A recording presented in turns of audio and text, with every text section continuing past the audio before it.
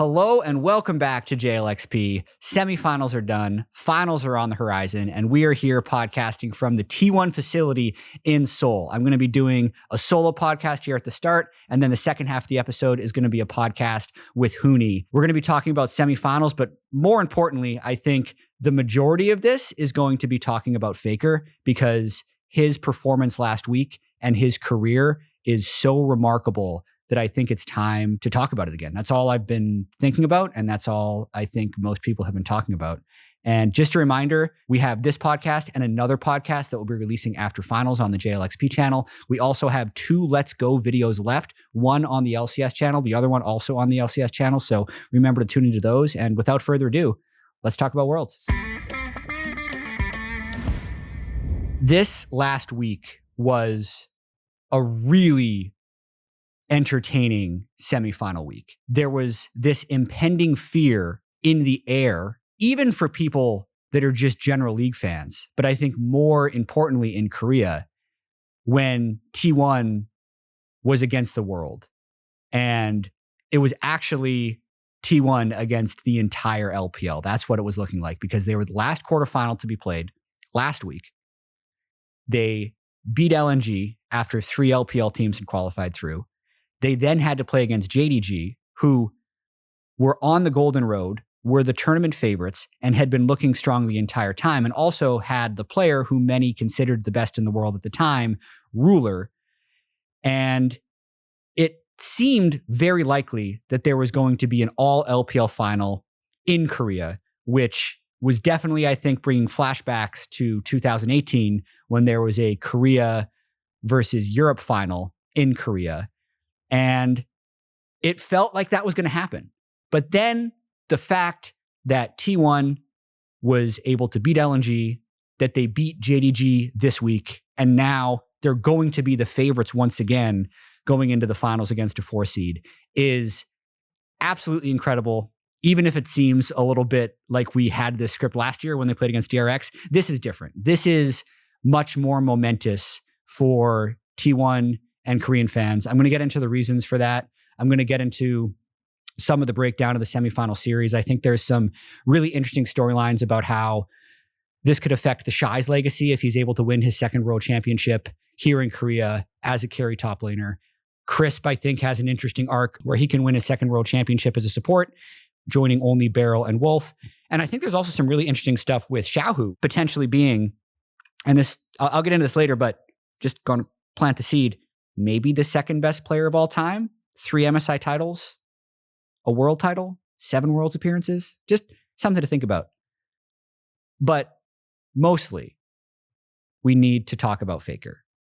And I've been doing some deep dives, just reminding myself of the type of career he's had. I mean, some people have said that you could split Faker's career in half and he'd be the GOAT in both halves. I don't necessarily think that's true, but I do think you can take the sum of his accomplishments, have those accomplishments, and he would probably be the GOAT twice. And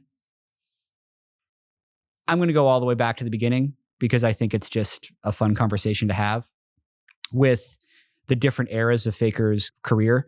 I actually feel like there's been almost 4 eras for T1 and by relation Faker. The first one would have been his first world championship in 2013, and then subsequently his dominant spring in 2014, and then failing to make the first world championship in Korea in 2014, which was obviously a huge letdown for him. But that was like, to me, that was the birth and the explosion of League of Legends. That's a year after Korea got their League of Legends server. It's where we really got to see the beginning of the Korean dominance that was going to be League of Legends. And Faker was 17. And when he showed up, he was so much better in lane than basically every other player that he was just able to dominate so many early games. And that's where you got the beginning of things Faker does. That's when he won his first world championship. I actually talked to him after the first world championship on the caster desk at the Staples Center with him at Impact. I went back and watched it the other week. It's just a blast from the past. My questions for terrible. You don't need to watch that interview again. But just the fact that he was the best then, when that was the beginning of major League of Legends competition, in my opinion, where the whole world was really striving to compete at the highest level.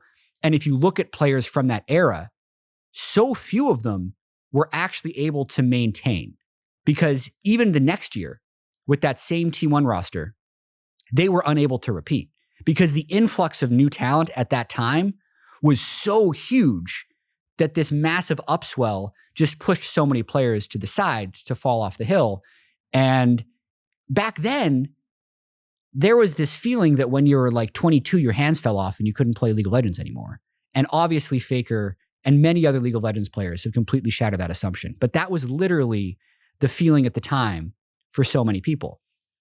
And then we moved in to, I think, the next era of Faker, which was when the two T1, because there were sister teams back in the day, not super important, but the second T1 was the merging of two of the T1 teams where they kind of took the top players from each team and pushed them together. And that was the Bang Wolf Faker era, where they won 2 world championships in a row. They won MSI in 16 and 17, and then they lost in finals in 17. So that 3-year stretch really of 3 consecutive world finals, 2 consecutive titles is the most dominant era of any team in the history of League of Legends. Then after that, we had 2018, which was probably Faker's worst year, all things considered. It was the tail end of the most dominant team ever. They started messing around with slightly different roster iterations. Bang was still on the team towards the end of the year, but that was their worst year. They lost in the first round of the regional qualifiers, missed Worlds by a long shot. So that's kind of where the third era began to me. 2018 through the end of 2020 was this searching to try and find the magic of what the most dominant team ever was. And that's where I feel like they had the largest upheaval of new players that Faker was playing with. We saw Teddy on the team. Mata came in at certain points. The 2019 year, they actually won spring and summer in the LCK, but lost MSI semifinals and world semifinals to G2. So 2018, 2019, probably weirdly enough, like the darkest time in T1 history, continuing on to 2020 because they didn't make worlds there either. So those 3 years where their 2 big international appearances actually ended as defeats to the hands of Europe, of the 4 eras, by far the lowest era. And then I feel like at the end of 2021, when T1 went through this massive experimentation of bringing in Daeny, who just won the world championship on Damwon. Daeny was running this 10-man roster, this highly controversial 10-man roster pretty much the whole year. T1 was struggling like crazy. Towards the end of the summer split, Daeny and the team part ways, and they bring in the kids. They bring in Owner, Gumayushi, Keria. Zeus hadn't quite joined the team yet, but 4/5 are there. Zeus was actually too young at the time. And they actually kind of go on this crazy run where they make LCK finals in 2021 summer, 2022 spring, 2022 summer, 2023 spring, 2023 summer, 5 consecutive LCK finals, which gives them berths into 5 consecutive international tournaments. Their worst result in any of those 10 tournaments, so 5 rounds of LCK playoffs, 5 rounds of MSIs and Worlds, their worst result is tied for 3rd. Yet, they have only won once, 2022 LCK Spring. So for me, even without a world title, it's kind of close if we're trying to compare the first 2 years of Faker, 2013 to 14, as being like the second or third greatest era of Faker all time. The greatest era still, I think, is the Bang Wolf Faker Bengi era. This is going to be the second greatest era. And if he wins, it's going to be the second greatest team run of all time. But the fact that this team of Faker and the teenagers, basically, have went on this 2.5-year run of always making LCK finals, always making it to at least semifinals at international events, and being so close so many times. There's never been a team like it that has been this consistently good, yet this consistently unable to close the deal. So I know that was just a lot of Faker information, but I have a little bit more that I want to talk about. Specifically, just some stats digging that I did in terms of games played. Obviously, Faker is number one all time in international games played. Also number one all time in international quarterfinal, semifinal, finals, overall games played. An interesting tidbit is Xiaohu is actually number two in both of those lists, slightly ahead of Bang & Wolf. So he's been sneakily around for an extremely long time. But okay, that was a huge amount of history. Let's get into this past week of games and even this past World Championship. The energy around T1, I think, was drastically different than last year. So last year, they were basically expected to win Worlds because their spring was so good. They won every single best of three. They were the undefeated spring team. They also won the LCK back then. The rest of the year had these astronomically high expectations, and anything less was a failure. This year, because Faker missed a significant amount of time in summer split with a wrist injury, Pobby came from the LCK Challengers. They went 4-14 without Faker. Combine that with the fact that the LPL was so dominant, and one of the most dominant teams of all time became the underdogs, which I think really helped take some pressure off, but also just made it way more entertaining. Because I was joking with Chronicler because he was, celebrating the T1 win and super relieved that they were able to make finals. And everyone in Korea is super relieved that they were able to make finals. There's this massive outpouring of support for T1. They were already the most popular team in Korea, but even fans of other teams in Korea, KT, Genji, they're like switching out their merch for T1 merch to go support these guys. But it's actually just like they were literally in the World Finals Game 5 last year. Like they were an inch away from winning the world title. Yet the fact that they made it back to this point again is like, whoa, like amazing, they did it. But it's because the journey has been so dynamic for them this year, and you really saw the intrinsic value of Faker, which is so rare to be able to see in a League of Legends team because it's so difficult to know what communication is like, what one player's influence on the map is going to be versus another player. Because eye test wise, Pobby obviously wasn't as good as Faker, but you could tell the difference was just so much larger with what Faker does in game. And then the fact that here, Faker is the best performing mid at the tournament. Over 10 years, well, actually 10 years into his competitive career, would have been unthinkable in 2013. This is something I talked with a lot of people about. I talked with, I've been talking about this kind of all-world championship with Sven, with Ashley Kang, with Caster June, with Chronicler. This aura that T1 has around them, where when they do something good, it's the loudest the crowd has been all tournament to that stage. And when the other team does something good, it's like crickets. And that can manifest in one of two different ways. That can be really hard for either side, depending on how you react to it, honestly. Because it's just so unusual to have that disparate of a crowd advantage in a League of Legends match. And I think in this most recent semifinal, that probably got to JDG. Kanabi, in particular, in Game 4, on his Belveth, made some really questionable decisions. And it allowed T1 to clutch up in some pretty massive ways. Faker with the solo kill towards one of the late dragons in the game, and then Faker making another crazy Azir play towards the end of Game 4. One of the reasons that I felt like this T1 JDG series delivered to such a high level was even though it was 3-1, it held tension through every game. So game 1 was a T1 stomp, massive crowd momentum. Game 2 was a JDG stomp.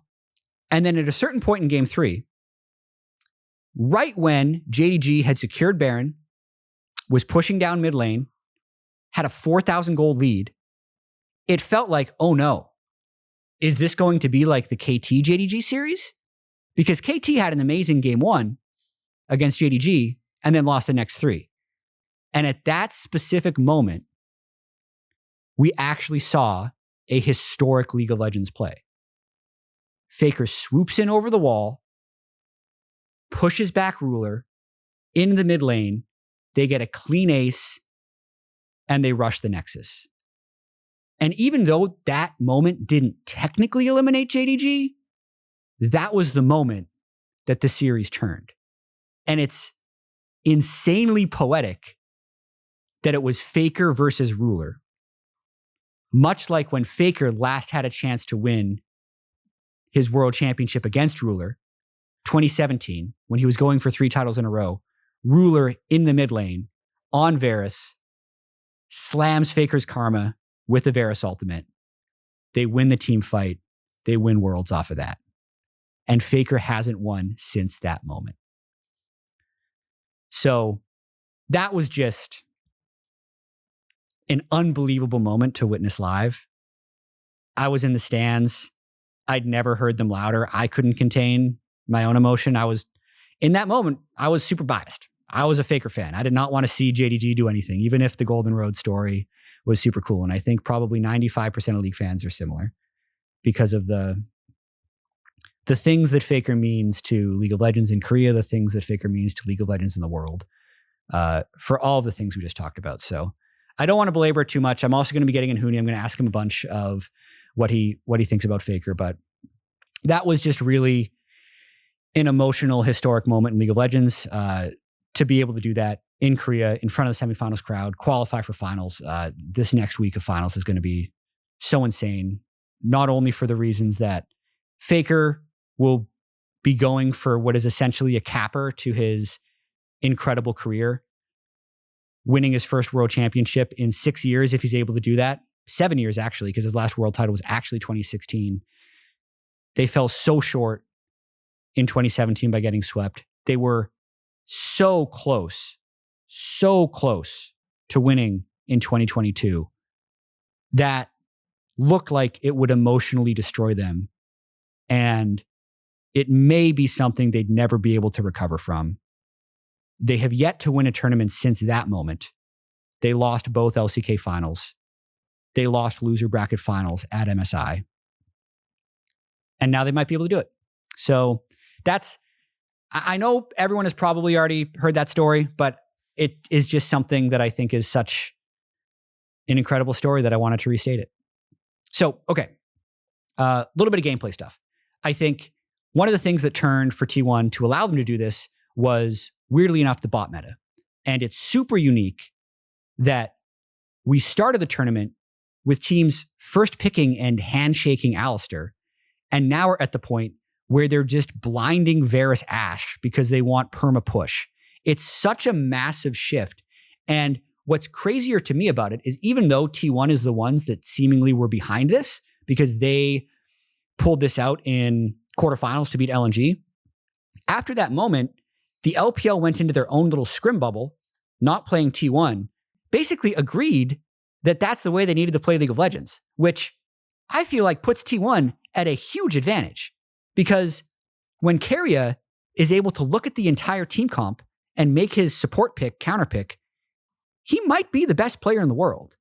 And that's what people were saying back in 2022 and even little bits of 2023 when he was able to do this. So the fact that the LPL almost self-selected into this meta and didn't continue hard forcing the hard engage Nautilus, Leona, Alistair, Rakan puts T1, in my opinion, at a huge advantage. And it's one of the biggest things that has shifted the tides at this World Championship. And objective power is a really hard thing to notice in League of Legends because ultimately people end up hindsighting what the strongest champions were based on who wins the World Championship. And overall, this is an incredibly balanced game. If people actually decided that Alistair Rakan was the optimal way to play League of Legends 5 weeks ago, and now the optimal way to play League of Legends is double range permapush, that's crazy that we've had that big of a change on the same patch. I don't know if we've ever had that big of a bot lane meta shift mid-world championship, but also it massively favors T1. I want to talk about Weibo BOG a little bit. TheShy's storyline is so unexpectedly amazing. So he wins Worlds in 2018.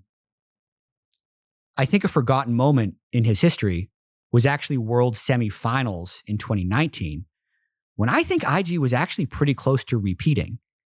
They played FPX in the semifinals, and there was a moment in Game 4 where TheShy was on Kale. This was back when level 16 Kale was giga busted. He got to level 16. He had his 5 items. IG was pushing all the way into the FPS Nexus, and he literally just gets hooked by Doinby's Nautilus. He gets ulted by Verisalt. He never self-ults himself on Kale. He gets one shot. IG gets aced. And on that push, they get eliminated from Worlds. And that was essentially the end of like the IG Shy dynasty. Since then, he hasn't been back to Worlds. And when he made it back to Worlds on this Weibo team, people didn't necessarily expect them to do much. The number 4 seed from the LPL, they start the tournament by losing their second game against G2. Like, no shot that these guys win the World Championship. But now they are literally one series away. And I think if he wins, he will have a very strong argument for best top laner of all time. And this is a discussion that weirdly doesn't happen that often. Like the GOAT debates happen in other sports, partially because the GOAT Faker is so clear, there's no discussion. But trying to figure out who the GOAT in other roles is probably the topic for another podcast. But it feels like TheShy might be able to do it here. If he can win Worlds as a carry top laner this many years apart, 2018 to 2023, that's pretty good. He had a deep run in 2019 as well. He's been so influential in the way so many people play top lane. But it's such a crazy career arc because he was at his peak. He really struggled in the LPL for half a decade. And now to come back at this point, and what he did to Bin last week, pulling Graves, destroying his Aatrox, really, whenever they could deny Bin's Jax, was just outclassing him. And Bin has been the best top laner. To me, he had been the best top laner this entire tournament. And TheShy gapped him. That was really, really surprising for me to see. So him being able to do that, and if he could do a similar thing to Zeus, would actually, I think, catapult him to number 1 all time for top laners. Need to think about that a little more. There's other top laners that are competing for this. It's actually a really, really complex, difficult conversation to have. Marin would be up there. I think depending on the things you value, Impact could be up there. That's a future thing. That's maybe an off-season project. Next player I want to talk about is Xiaohu, who, I don't know. It feels wrong to say that a win would make him the second greatest player of all time, but his resume reads like the second best player of all time if he wins. 3-time MSI champion, 18, 21, 22. He won an MSI as a top laner. So he's a multi-role MSI champion. He's been to 7 Worlds. He has the second most World games of all time. So his ability to progress far enough into the tournament, even if Worlds haven't ended great for him, his best finish was semifinal. He usually gets eliminated in quarters once he got eliminated in groups. A World Championship would really be an amazing cap for Xiaohu. And there's a lot of other stuff that needs to go into this, like how many times was he the best player on his team? What does his domestic success look like? Again, these discussions have never really happened in League of Legends because Faker is so much the GOAT. But Xiaohu is up there. Xiaohu is way up there in terms of greatest players of all time. And if he is able to win this Worlds against Faker, As long as he doesn't do it by playing Malzahar 3 times, it's going to be a big conversation. Another player, Crisp, winning Worlds again. He won on FPX. If he wins here on his second unique team, he'd join Barrel as the only players to win Worlds on 2 unique teams. He'd be one of only 3 supports to ever win 2 World Championships. Wolf, Barrel, Crisp. It would just be very impressive. So this FPX team is massively underdogs. DRX last year were also massive underdogs. So I don't think T1 is going to be sleeping on it, but I don't know if they're going to be able to do it. Like, just the fact that this T1 team, 5 straight LCK finals, 5 straight international tournaments, 8 total finals. Of the 8 finals, they've won once. There's got to be something mental there. This would be an amazing moment for them to break through. I think based on the narrative, this would be one of the most appreciated finals 3-0s in World's history, if it happens. I hope for the raw entertainment value, we get something similar to DRX versus T1, or even T1 versus JDG from this past week, where T1 is actually down in gold in mid games and then is able to make massive, high pressure, clutch moments happen. But we'll have to see. That's literally why we play the games. One final thing I want to talk about is JDG and how difficult it is to actually achieve the Golden Road. Because nobody's ever done it before. A lot of teams have been close. RNG, G2, and now JDG have won Spring, MSI, Summer, fallen short at Worlds. A T1 team of the past, 2015 T1, actually won MSI, Spring, and Worlds. They missed Summer. It is so incredibly hard because the meta can shift like that. And you literally can't have a bad day. You can't have a bad finals day. You can't have a bad MSI finals day. You can't have a bad quarterfinal, semifinal, or final. And I think ultimately JDG had a little bit of a bad day. I think the meta shifted out of what they had been dominant with the entire year. I think Kanavi played well below his level on the day. I think Ruler played fine. Guma had an amazing series, which shut him down. I think Knight played fine, but Faker had a GOAT level performance. And they lost it. Like they were probably still the best team of the year. But it just goes to show how incredibly difficult it is to win Spring, Summer, MSI, Worlds. And JDG was a great team that fell short. And it's one of the things that made the T1 win so meaningful and satisfying is the tension that existed before the matchup. So anyway, that was a long deep dive into Faker's history and some of the meaning of this year's World Championship. And I can't wait to talk to Huni about Faker T1 and this upcoming finals. Okay, welcome back. We've got Huni at the T1 facility. Thanks for taking the time. For those of you who don't know Huni, you're pretty accomplished. Yeah. 2015 LEC Rookie of the Split. Yep. Undefeated Fnatic season, World Semifinals that year. Mm-hmm. One of the best regular seasons in NA history on Immortals. Mm-hmm. MSI champion and LCK champion in 2017. World finalist in 2017. What did I miss? Not much. I mean, yeah. LEC 2 times win, Yeah. And LCK 1. Not much. I mean, NA kind of, You were so close. You were so close to winning in 3 The funny regions. thing is, the funny factor is actually I've never been to final in NA. You've been to finals. LCS. You've been to finals weekend though. Yeah. Yeah. It's close. I've got a lot of third place. That's it. Which is like, man, yeah, whatever. Yeah. Still one of the best. I want to talk about a lot of different stuff.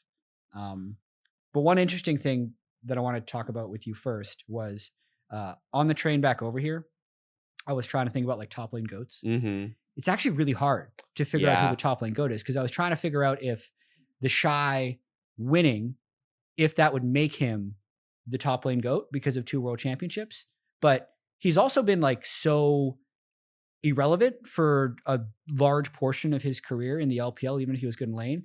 I thought about the argument for you actually, if you would have been able to win in 2017, maybe because of the LEC titles, the NA career, the Korea career. I don't know. Do you have like a a thought of who the top lane GOAT would be?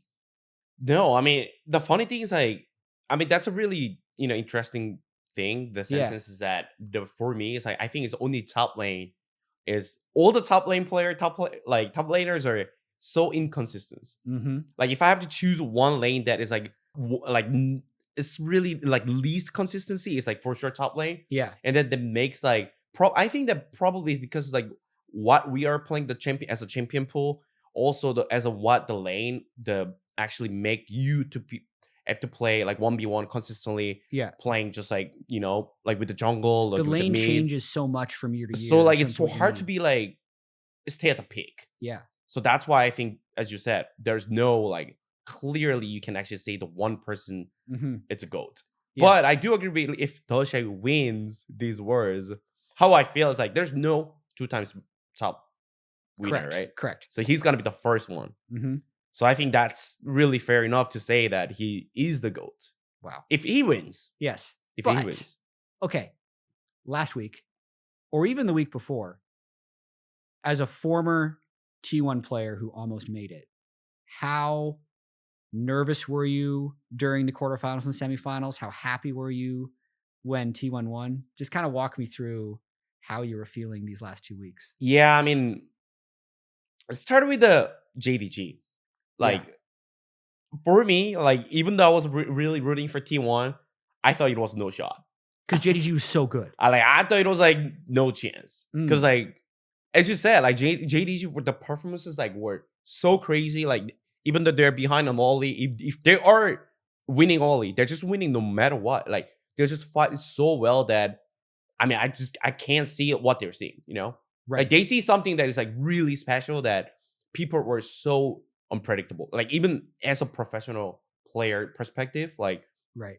I was like, damn, they're fighting these The straight angles fight. they could find in team fights. And like, I was like, no, it's like, it's just not possible to win. But like, they just always win, even though it's like 40-60 or 30-70. It doesn't matter because they have a confidence that they just win with the just every scrimmage, every just single team fight that even though there are like probably not favorite spot. Yeah. So that's, for me, that was like really crazy to me. That almost sounds like how people used to talk about T1 True. back in like 16, 17. Yeah, like even though you're 10,000 goal behind, it doesn't matter. It's just SKT, you just go, Yeah.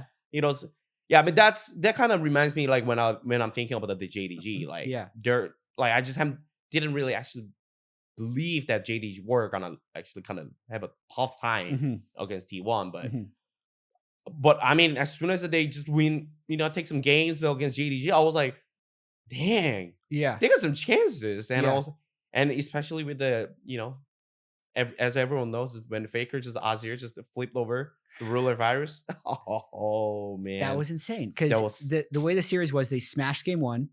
They got beaten pretty handily in game 2. Yeah. Game 3, they were losing. They were down 5,000 gold. That specific Azir play where he swoops in behind ruler, kind of angles his wall a little bit, catches him anyway. Who sees that angle? I don't know. He sees it. And also, do you think ruler misplayed? Or I mean, I would say like if I actually have to review about that specific fight, I'll say like the how JDG or like the positioning it, like also the staging, or the control on the map were a little bit poor, but still doesn't really matter because they were ahead. They had a Baron. Yeah. And as you said, like the T1 was actually losing his side, and also it's a game 3. It's a 1-1. Yeah. If JDG took that game, there was a big chance JDG goes final. By the way, yeah, that's what I mean. Like the game 3, whoever win the moment probably has a really great chance to go to final. At the same time, the when Faker then make them that play, if he misplayed or if something a little bit go wrong, the game's end. Yeah. So that's really crazy to me. It even more crazy to me because like if Faker goes in and then lose the game, it's on him, and then he made the play. So yeah, it's kind of sick.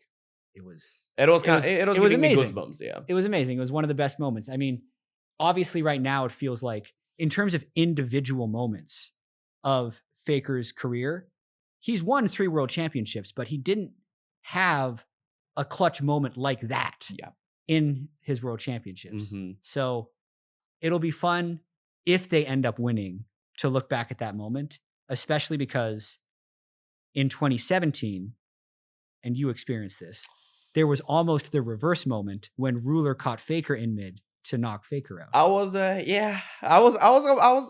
like considering, should I say it or no? Like I was like a little bit like at least like happy for Faker that we lost against Ruler in 2017 back in the days, and he revenged. So I was like, oh damn, I'm happy for him, you know? Yeah. It's fine if you don't want to go into this too much, but I'm actually really curious because you played with Faker 6 years ago. Yeah. And you actually won LCK with him. Mhm. You won MSI with him.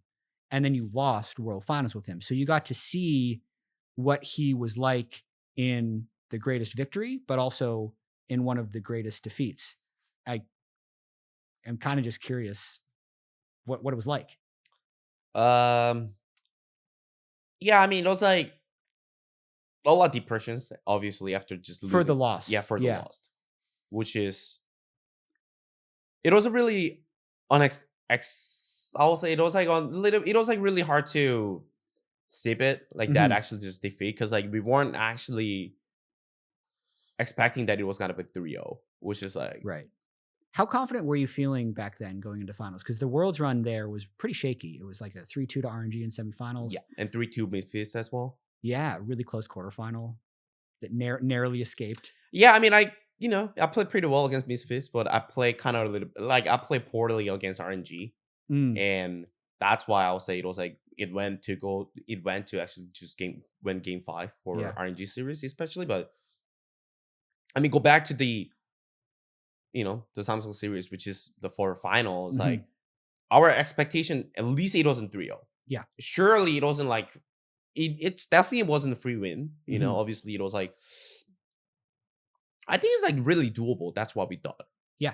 Like, I mean, at the time, I predicted T1 to win the series. Like, easily, we were like, I was like, yeah, personally, if I have to think about back, I wasn't really actually have an exact number, but I was like really confident going that series like 60-40. I mean, 60-40 is a really big number in professional league. Right? Yeah. So I was like, even though we lost like first game, I thought we will still have like great chances. Like, just keep playing, like just see more opportunities, see more, just at least like try out more something. But I think that's why we kind of lost against the Crown Monster 3 times in a row. Unfortunate. Unfortunately. Yeah, I mean, the funny thing is like Koma is like still like he like, I just met Koma even yesterday. Is he still thinking about that series? Yeah. He's like, he always regret. Like he actually have only one regret draft. It's like, that's it. Wow. So that's how like big the defeat was. Yeah. And it's like, if he go back, he will definitely change. And also at the same time, he learned a lot. That's what he said. That's like he always, I think, like he really appreciated to the player, and also really sorry to. He always apologized to me as well. Yeah. Like to all the player, like, I should have done that. We should have done that.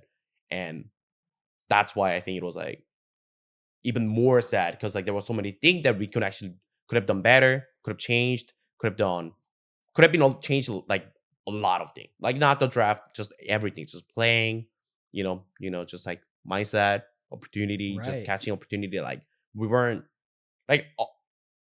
actually fully ready, probably. Maybe. And it would have been the 3rd world championship in a row for T1. It would have, like, which is so many things. I don't think it's gonna, there's no way. Even, I mean, 2015 and 2016, like 2 times in a row winning, I don't never been done since then. Yeah, I don't. It's just 3 times in a row would have been. It's just impossible. Yeah. So that's why I think it was like really close. Absolutely. And at least, I mean, go back to the winning the moment, at least like after we win MSI and LCK. Yeah. So for the MSI, I don't think a lot of people remember this. I thought you smurfed that tournament. Yeah. You were the best. Maybe the best performing player. That was my pick. That was my pick. You were so good at that tournament. That was my pick for sure. Everything was so easy. I just played out just naturally. It was like every game, it felt like you were diving the other top laner, like 1v1. It was nuts. So I was like, I guess game is kind of easy. I guess this is the League of Legends. I guess I'm kind of good. Yeah. That's what I thought. And that's why I think there was a little bit the negative effect, which is like, everything was easy. The winning was so natural. Okay. So it wasn't really happy. Oh, you know what I mean? Like it wasn't really satisfying. It actually didn't even feel challenging. Yeah. So, I mean, I kind of have to go back again as well, like when I was in Fnatic.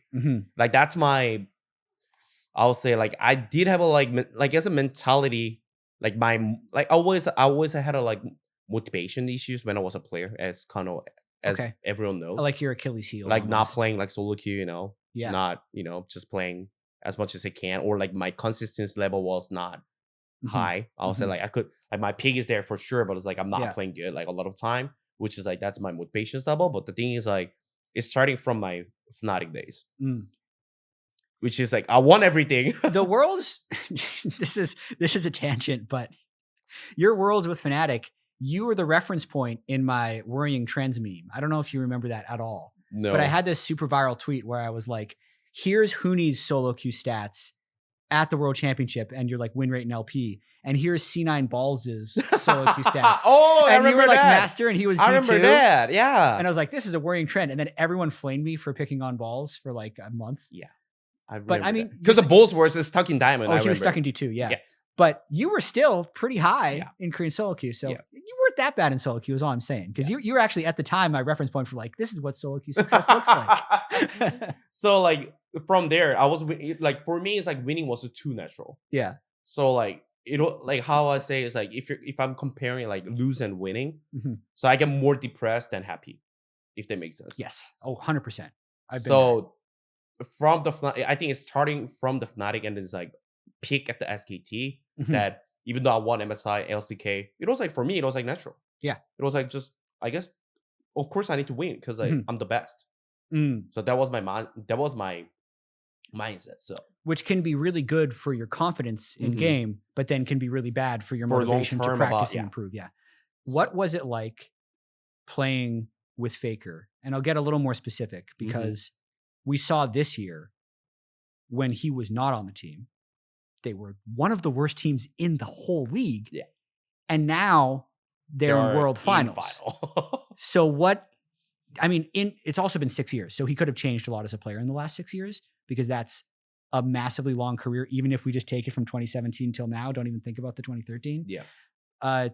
Did he do anything there that was just like different than any other mid laner? Easily. I mean, I've talked to multiple times that like what he brings to the team is like, it's the same thing. Like when I was talking about like the JDG, right? Like they see something that I can't see. Right. And that's the same thing goes to Faker. Equally, like Faker sees something that we don't see. Like there was a lot of time, like we won after team fight. Oh, what we need to do? Like everything's come down from Faker. What we need to do? Oh, let's push mid tower and go back to the Baron. Yeah. I still remember there's one clip that we won, that we hard won. We stomped them in the team fight. Yeah. And 4 people went to the Baron, but only one Faker was go to the mid tower and push the tower. So like in the game, what happened there is like the Faker was like, the 4 people were calling just Baron because it's free. Yeah. But Faker saw the angle that we can actually take 2 tower, 3 tower, and go back to the Baron, and we could still get it. Okay. So like he knows how to maximize all the fight and minimalizes of the losers.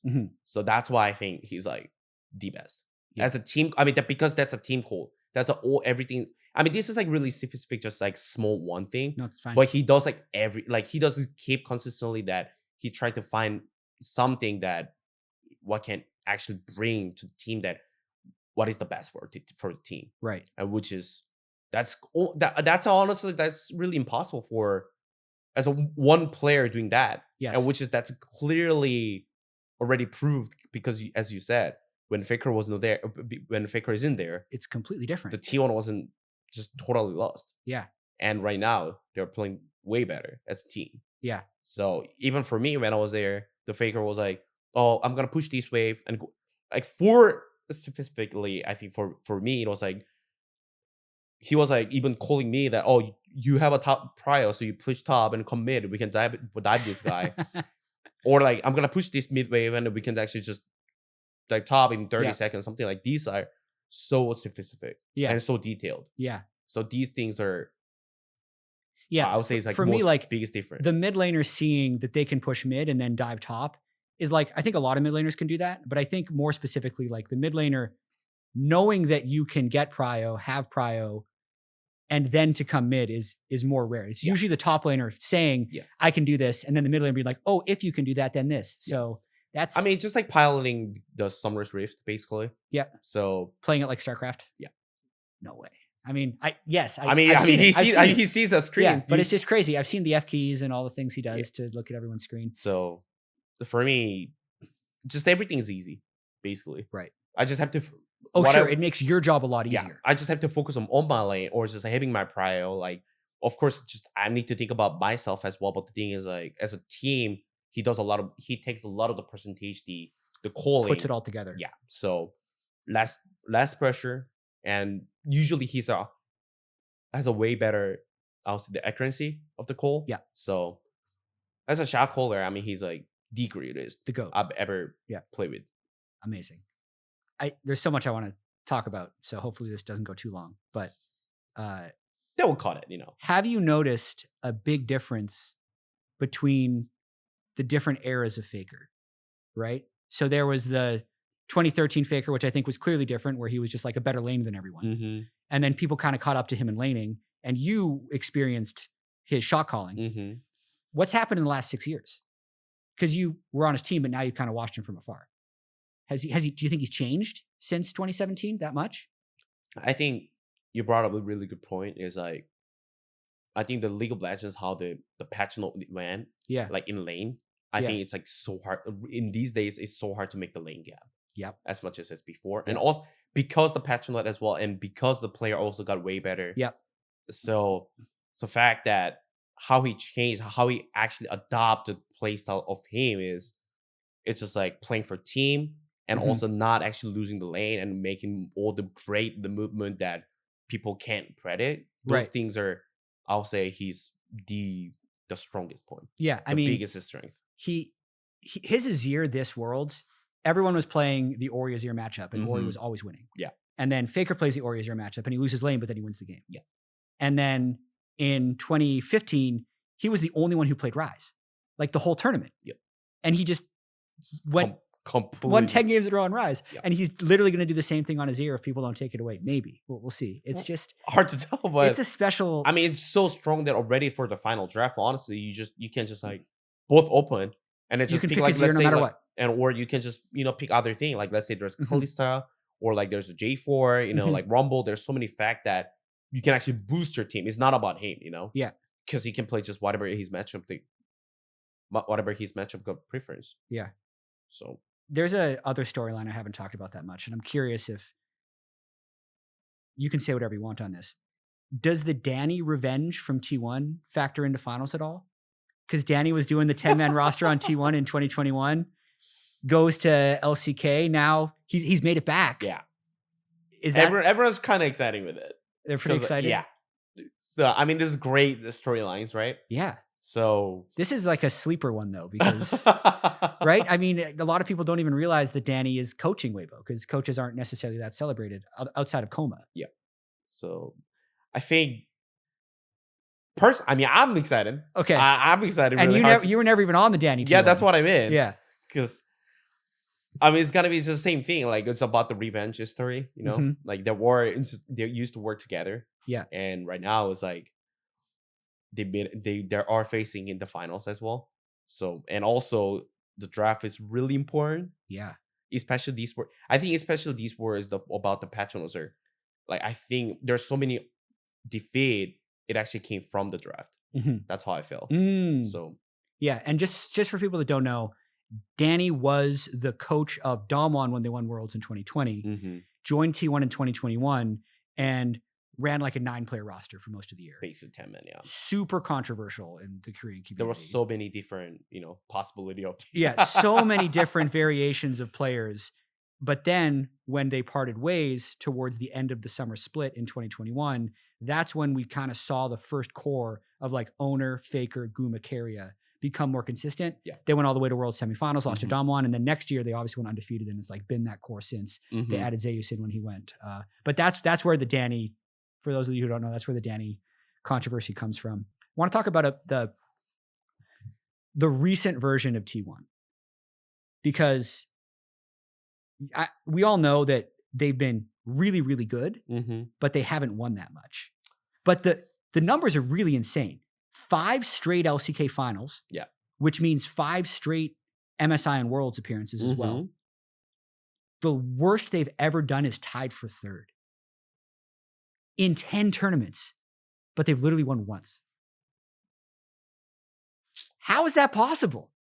That's why, I mean, they are good. You know, they're so good. They're so good. I mean, that's why they are be able to, like as you said, they're one of the greatest teams of all time. If you look at the 2.5-year stretch, they attempt so many times in international tournament. Yeah, and also there's more chance that also they can actually lose, if this makes sense. You know, exactly. Yeah, because they've had more finals, they can lose more finals. Yeah, so it's like it's used against them. That's why it looked a little bit worse. Yeah, you know, because like they are. I mean, it is right that they actually didn't win with that core, you know. The last time they won, which is like that's a 2016. Yeah. So wow, that was the Bang Wolf era. Yeah. So that's a little bit sad. I mean, also I'm the last person. You were so close. You were the tail end of that first great T1 dynasty. I mean, also you mentioned the MSI as well. I'm still the last international T1 champion. Let's go. Yeah. As a Korean, then I'm the, you know, or LCK represented, you know, the last T1 guy. Yeah. So it's still like it's a little bit sad. Like honestly, I do agree. I think they attempt a lot. They lost a lot at the peak at the final, but I think this is the chance. You know, they have to prove. Otherwise, it's got to be, you know, keep going. Like, which is like there are so many people that still they don't believe about T1 because they haven't won for a while. Yeah. But this is, I think, I mean, that's why in sports you have to win. Yeah. You have to be at the first. Otherwise, you know, everyone just will, you know. Yeah. I know a lot of times as well, casters or fans will talk about the pressure in a different way than the players feel it. And it's really weird because the last Worlds that was in Korea in 2018, it almost felt like a debuff to be in Korea. Yep. Because no Korean team made it even to semifinals. They lost in quarterfinals. And I mean, Genji didn't even make it through groups. Almost the same thing happened this year. But then this year, it felt like it was going to happen, right? Yeah. With the LPL knocking out the LCK. But now T1 has made this surge, and they've also, like, I was in the stands for the last JDG series, and when the momentum turned in that game 3, like, it also felt like JDG broke. Like, almost mentally from the pressure. Yeah. But I guess I'm just really curious what you think the current state of the pressure is and who it favors. Like, is it now a buff for them to be here again? Or is it just always going to be a nerf because the pressure is so massive? And if it's hard, if you can do it, if you put yourself in, in Weibo's shoes, is it also crazy because if they do something good, no one's going to cheer. Yeah. And if T1 does something good, it's going to be the loudest it's ever been. Yeah. But I mean, for at least in my experience, when I was in 2017 in the final. And that was in China, but it was Korea versus Korea. Yeah. So there was a lot of the SKT1 fans. It would be T1 favored in the stands. Yeah. And as you said, it was the same thing. Like when we have some good play, everyone's cheering for us. Like we were like way louder. Yeah. Well, the thing is, like, at least for me, it wasn't really anything like feeling the pressure, because like, I mean, this was worst final, but honestly, it was like, it's already massive that being in the final. Yeah, the spectacle as a player, as a pro player, the concert beforehand, like, because I'm never at the moment, like, I'm never been to the final. Yeah. So that was my first time. So I was like actually having fun. Which is like, that's great moment. Yeah. Like that makes kind of like playing better for me. So I was like enjoying the moment. Yeah. So I think I don't know, it's got to be up to the player. But the thing is, like, I think obviously, as you said, having a massive pressure playing on the stage are no good. Like, obviously.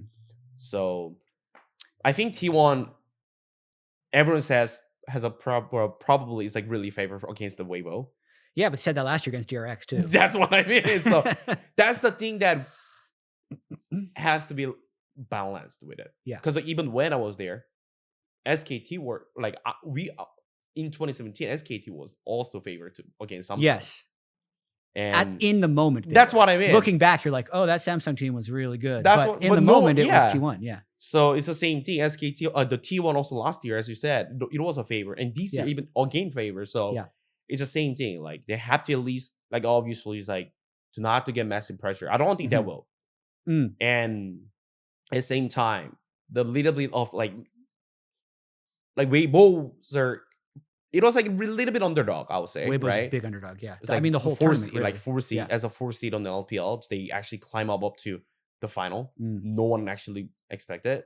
So they are a good team. They have a potential. Like especially at the semifinal, how the TheShy, the Crade, the final basically as himself. Yeah. Like Graves and J. Charles, also he played Queen. Obviously, it wasn't like didn't work as well. But still, he pulled it out, So they do have a momentum. So even though T1 is a favor, they can't take it easy. Right. It's just, it's gotta be same thing. Yeah. They just have to find just good balance between not to lose, not to pressure. I do wonder, so this is more of my like weird theory. It felt so amazing for all the T1 fans. Like I could just see the environment. I could see the fans, even the LCK casters. Caster June had actually an amazing moment. Yeah. This is actually a weird. It was wholesome. It was so amazing. Like I've never seen a stadium chant a caster's name. Yeah. He's such a legend. Yeah. I mean, he's been doing that like for how many years? I don't know, like more than 20 years. Even just in League, it's like 13. Yeah. And then before that, he was already a legend. Yeah. So that was. I mean, honestly, I was like personally. I mean, also I'm working as a caster as well right now. So like you've worked with a couple goats, Faker, Caster June. It's like really respect. Yeah. Like because like he's so in it that he's actually he put 100%. I could easily see like all the emotions from him is like actually just everything's about that moment. It's like for me, like I don't think it's possible yet. Yeah. It's like I can easily say right now, it's like there's no way I can do that. Like what he've done. So, what he does. Yeah. Yeah. So it was like kind of crazy to me that it was like really respectable at the moment that he was just showing all the emotional that he loves the game. He loves the esport. He loves the moment. It was really crazy. Yeah. So that is like the proof that the moment was so special that even a guy like Caster June can be so involved. But if I take a completely cynical view, I'd be like, come on, they did this last year. Like they've made it to the finals twice in a row. True. So then I asked the question like, okay, why is this so much more meaningful than it was last year?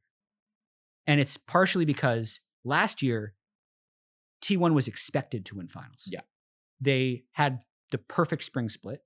And sure, they didn't win MSI. Sure, they didn't win summer finals, but they always felt like it's a T1. Yeah, like it should have been inevitable. And then I think this year, because of the Faker injury and because of the LPL dominance, they were able to sneak into the underdog territory again. Yeah. Which is a place that T1 hadn't been for a really long time. Yeah. Even when you were on the team, you were still the favorites all the time. Heck, even in 2019, when they won 2 LCK titles and lost to G2 twice, I still felt like they were expected to win because they're Faker, they're T1. Yeah. And it's like almost because of all the finals they've lost, and because it's been 7 years since Faker had won a title, and because they lost Game 5 last year, and because Faker was injured, all these stacking effects made them the underdog again. Yeah. Which made the moment unbelievably special. But now they're the favorites again. So it's like, okay, it's back. Like that pressure is back. But there was the fact that Faker had never lost the BO5 against the LPL team in Worlds. In Worlds. But he has lost MSI. In MSI. Yeah. To Xiaohu. Da, da, da. There's so many storylines generating. It's crazy. I want to get your thoughts on something that feels wrong to say, but might be correct. All right. If Xiaohu wins Worlds, he's the second greatest player of all time. I see your reaction. You're like, no. So here's the case. I'm not sure of it either because no one hard to tell. No one ever talks about second best because it's more fun to talk about the best, and that's not even a conversation because it's Faker. But so second best, Xiaohu's won 3 MSIs. If he wins, he's won 3 MSIs in a Worlds. He's done it in 2 different positions. That's right. Top and mid. That's right. Yeah. He had Cryin as his mid laner when he won MSI in 2021. And in terms of total MSI and Worlds games played, number 1 is Faker. Number 2 is Xiaohu. He's been to that many international games. He's that good. Maybe. Right? It was good. I think if Ruler won on JDG, Ruler would be second best all time. I think people had already kind of decided that was going to be the case. Yeah. So it still might be Ruler. I don't know. Like, I haven't done a deep dive into Xiaohu's career because it's hard to do a deep dive into every player's career ever. True. But in terms of like resume, it's pretty good.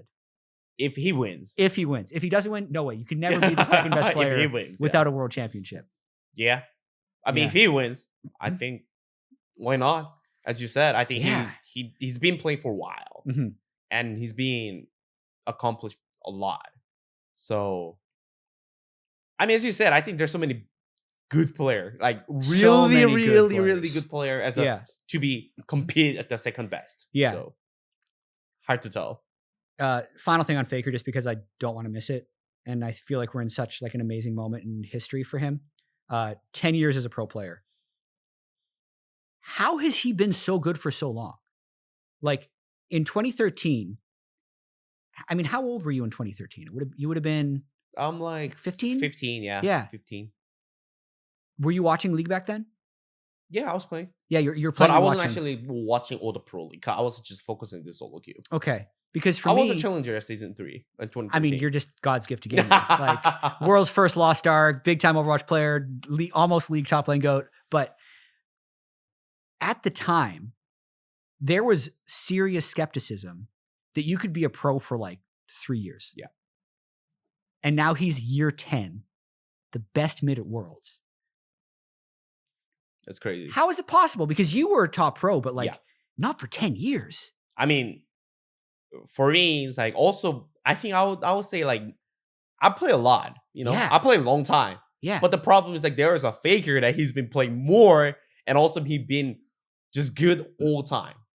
Like more than like way more than me. He's been either the best or close to the best. That's what I mean. The whole time. Which is, I mean, I don't know. If I knew it, I would have done the same thing, right? I would have been, you know, I would have been there if I knew it. Yeah. I mean, obviously, like, I think just seeing us outside the perspective of him, just like guessing, for me, it's like, I think he's the most crazy about the league. If that makes sense. He thinks the League of Legends he just loves it so much. He just thinks the League of Legends no matter what. Yeah. And his life is about the League of Legends. Yeah, and has been for a decade. And for me, I wasn't. Clearly. Yeah. Like, I'm like, no, my life was it's just my life. Yeah, absolutely. The League of Legends, it was like just, you know. Yeah, the sacrifice is real, right? Like the sacrifice to get to his point in the other aspects of his life is absolutely real. Like League of Legends has been his life for 10 years. I mean, for me, I can't do that. Yeah. That's why I retired. Yeah. Like, I was like, oh, I gotta take care of my life. My life is not about the League of Legends. Sure, it was a big part of it. It was, but it wasn't everything. But for Faker, I think it is everything, and it's still going on. Yeah, and which is, I don't know what makes him able to drive that far about like the League of Legends, but he's so addicted about the winning. Basically, it's amazing. Like when I was playing with him, like back in the days, like even losing in scrims, he was mad. Obviously, he had like what he makes a good day winning it was winning the scrims. I think it still gives him the satisfaction. It's like today was a good day. Yeah, because we won scrims. Yeah. So I think that's why he's still doing it. So that's why he's a great player. He's the golden. Yeah. Okay. Analyst Huni for a second. Not emotional. What's your analytical opinion on what's going to happen in finals?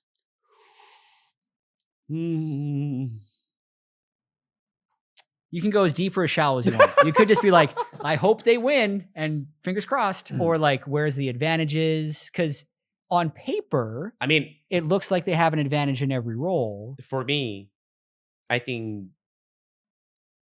the Weibo. For Weibo, I think it's easier to start for Weibo. Okay. Weibo, they're like, how do they win? Because how T1 are they should be win? favored. Like, let's say they're winning let's say they won against the T1. Yeah. How are they gonna, like, what's the process inside? Like, if I'm guessing is the TheShy has to pop off, obviously, right? Yes. Kind of like he did against Bin. That just seems. That's where the Weibo actually, how the win con actually is starting from. The TheShy actually, at least he need to win. It's not about like he need to stomp, like he need to get like all the enemy tensions, like they actually they care about the top, like they put the resource on the TheShy and the attention top, and then the TheShy just slips it, and those kind of things are needed for Weibo. That's how I feel. Right. But then the bot meta, because Weibo's bot lane actually did pretty well in bracket stage. Yeah. But Gumacaria they've set the meta. They're crazy. They're playing Zinbar, they're playing like Caitlyn, Ashe. Like the fact that they won with Jhin is kind of funny. Yeah. But Carrier Bard is good though. Yes, there's like isn't there the long history of T1 fans despising Guma Jhin? Yeah. But he beat JDG with it, so it's worth it. So it was worth it. I mean, everyone was so scared, right? Yeah. Like as soon as they pick it, what is that? He did it for the Bard though, 100%. Yeah. 100%. I mean, Carrier Bard is so good. So good. He's so crazy. I think it was like, was it like quarterfinal? Was it quarterfinal or Swiss stage? I don't know. Like, did he make the play on the bottom? Like just Q flash? Oh yeah, that was against C9. We talked about that with Sven. He just like Q flash, then he like ults 3 people behind the turret. So and just, like, it's so crazy. That's like, I don't know. Like it reminds me like almost like MetLife back in the days, like the support as a role that you just carry just alone. Yeah. It's just solo carry. Be able to make the solo carry from the support role. They're so, it's like, it's so narrow, but he actually find the way that he can actually do it. So, I mean, go back to our conversation, which is like the T1. How does Weibo win? For me, it's like the TheShy actually have to pop off. But the thing is like, it's a Zeus. It is. So, but Zeus did really poorly last year in finals. True. So true. Just got to keep the tension in there a little bit. I think it's got to be about the top. That's all I feel. Interesting. I mean, obviously, it matter mid, matter bottom. Sure. But the thing is like, it's about the top, that how much attention it will suck to the top, like which team will just actually have more attention to it. It's just gonna be winning on top lane these days. I feel like it's kind of important. Like especially also both teams can play Rumble, right? Just playing Rumble right now. It's like just push top, and even he goes to the Drake, and then he get the Drake, and then he just go back to top, and then he still win top. Yeah, and that's it doesn't make sense. And then Aatrox being a blind pick for T1, but TheShy having a lot of answers to Aatrox is going to be really interesting. Like, does he blind Aatrox because TheShy will have counters? There's going to be some draft stuff that goes on. I mean, there's going to be Nar for Zeus. Like, there's so many. It's really going to be really interesting. Yeah. But I think also even bottom for, I think, obviously there's like Kalista, or like it goes back to like Zarkon, Kalista. There's so many, like even saying a Tom, Ashe Varus blind, like Heimerdinger. So the board is gonna be so super spicy. The barrel Heimerdinger flashbacks. It's gonna be so spicy on bottom as well. Yeah. But I think the reason why I think the T1 has a little bit of favor is like, it's about the owner performances. Owner's been really, really good. Early pathing of like he's generating the lead of the team.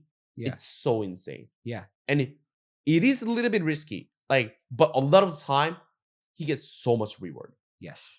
Which is like the owner play when he skilled 2 points in Poppy E. Yeah. And flash killed the Sejuani into the wall. If he misses that, he loses the whole game. That's what I mean. It's right? the biggest risk. The risk is like how much he'll get. Like he owns the risk. It's insane, but he makes the play out. Yeah. He somehow he makes it out.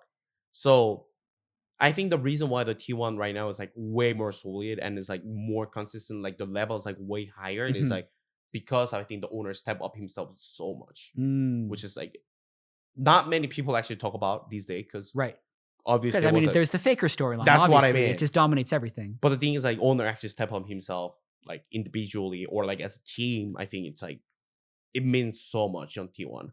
Yeah, and the young kids are actually really experienced now. the 5 straight international events, the 5 LCK finals. They've been in so many high pressure situations. Even though they're young, they're veterans. Yeah.